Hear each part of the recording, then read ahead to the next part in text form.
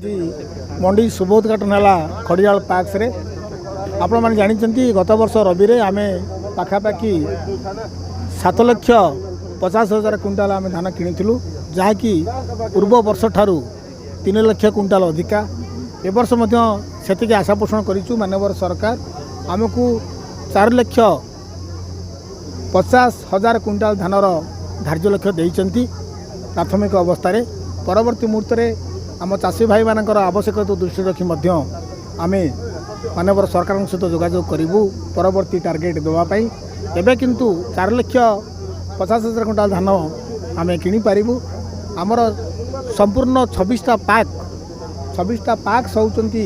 ये धान क्रय करेंगे रवि धान क्रय करेंगे 51टा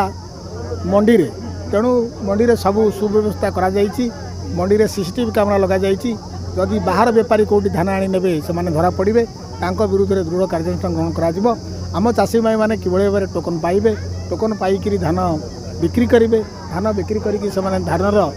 जो अच्छी आपणकर धान बिक्री कर जो पाइबे से जो टंका पाइबे जो निर्धारित टंका अच्छी 23,831 टका केमती पाइबे से व्यवस्था आम करूँ।